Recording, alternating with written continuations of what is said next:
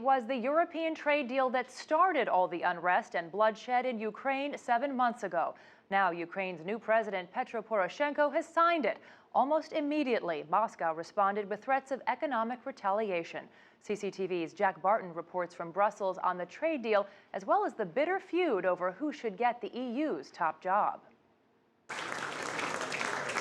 It was a trade agreement rejected by Ukraine's former president, leading to his ouster, the loss of Crimea, hundreds of deaths, and ongoing armed conflict. An agreement finally signed in Brussels on Friday by Ukraine's President Petro Poroshenko.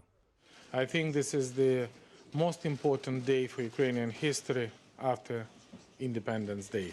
The agreement will remove EU tariffs on about 98% of Ukrainian exports. In return, Ukraine is expected to stamp out corruption, as well as bring its economy and institutions more in line with EU standards. Georgia and Moldova signed similar deals, which should ultimately allow unhindered market access to the EU's 500 million citizens. It rang alarm bells in Moscow about losing influence over former Soviet republics. No sooner had the ink on the deals dried than Russia's state-controlled energy giant Gazprom warned it could limit supplies to countries that intend to resell the gas to Ukraine. Then there was the bitter infighting over the nomination of Luxembourg's former Prime Minister, Jean-Claude Juncker, as the next European Commission president. Britain's Prime Minister couldn't conceal his frustration, warning the appointment would raise anti-EU sentiment across the bloc.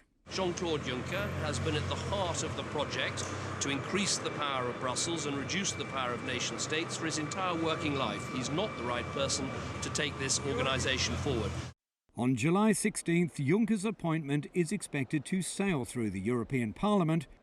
After the parliamentary vote, EU leaders will again meet here in the Belgian capital to select a new foreign policy chief, as well as discuss progress or lack of it on relations with Russia and whether fresh sanctions are needed.